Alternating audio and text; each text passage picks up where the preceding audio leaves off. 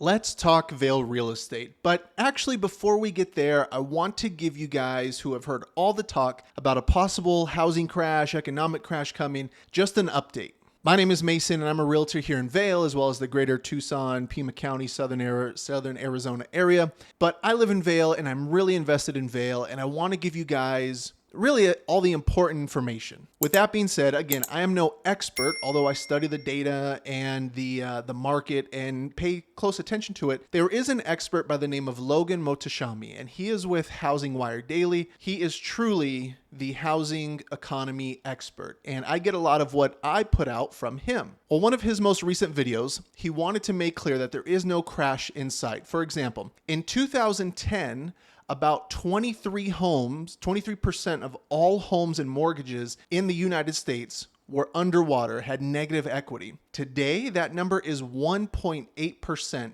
Less than 2% of homes have negative equity in the United States. That is a record low throughout the history of the United States. The next piece, and which is probably one of the more important ones, is that 40% of homes in America do not have a mortgage. Almost half of the homes that we see have no mortgage against them. People are sitting on equity, and as long as they can pay their property taxes, in the event of an emergency or a layoff, they don't really have to spend much or keep up with much. That is a major cost on their bills, i.e. the home. The last piece is simply supply and demand.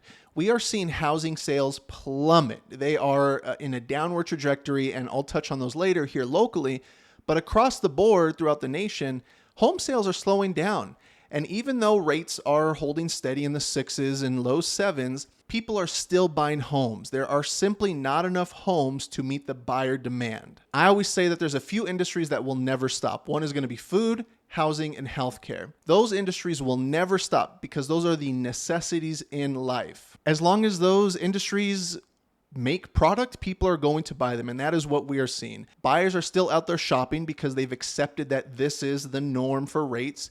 Sellers are having to give up concessions, although not too many here in Vail, and transactions are still happening. So for those naysayers that have been echoing the rhetoric of a housing crash, I can't predict what's going to happen tomorrow, but we can look at the data and the economic factors and the housing factors. Nothing on the housing side is pointing to a crash. Now, with that being said, let's get into Vail and how we've been performing. So Vail 85641 saw its peak months in regards to total number of sales and highest home values for the year in June, and that went back to May. So May and June were the absolute hottest months. Now that we're in July, again, I'll put out a July video once this month is done. July has already seen a pretty steep decline. So we're past the hot spring months when it comes to housing and going into the slower summer winter market. Now, what's very unique about 85641 is that when you look at how many homes we have for sale, with the exception of maybe one or two other zip codes, but there's a lot of them here in Pima County, we have the most amount of inventory. That's across the board for sale. Vail is number one for the most homes for sale. Now, because we have this, homes are going to sell a bit slower, and we clearly see this in the days on market. The average days on market for a home to sell in Vail or 85641 is 52 days, so just under 2 months. But again, that's a case-by-case basis. And the median time that it took a home to sold in June was 21 days. Now, going back to the total number of transactions or homes that sold in June, it was 66, which is down 21% from the same time last year. Like I had mentioned before, this is clearly slowing, and Vail is seeing a big slow compared to the rest of Tucson and Pima County. The average home price came in at $442,000. This is down 5.6% from the same time last year. And the median price point came in, we can round up, to $420,000. This is up 5% from the same time last year. Now, when looking at long-term numbers, I prefer the median because you're not going to have as much swing in your data sets. So the median for me being up 5% is a good thing. It's looking at the long-term track record and gives me a little bit more steady of a timeline to follow. Next is important. Again, I'll say it all the time to both sellers and buyers. It's the percent of list price received. Now follow me here. This is how much a homeowner sells their home for, and they take their sold and closed price, compare it to what they originally listed for, and the difference, positive or negative, is what they can expect to receive. Now, this number for June came in at negative 1.02%.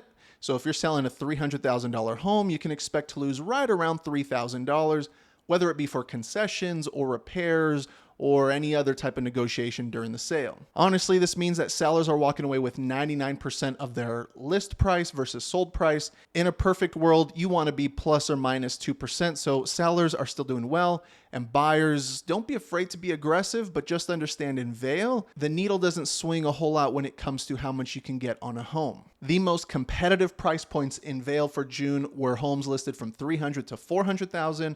There were 27 homes sold. Homes listed from $400,000 to $500,000 came in at second. There were 23 homes sold. And homes listed from $500,000 to $600,000, there was a steep drop off. Only 7 homes sold, and that came in third place for most demand. For those that enjoy price per square foot, the average price per square foot was $205, and the median price per square foot was $200. Now, when we look at all of Pima County, these are the funnest ranks to look at. I look at all the zip codes. I think there was maybe 37 zip codes. And I rank them through my software to see who had the most active zip code in all of Pima County.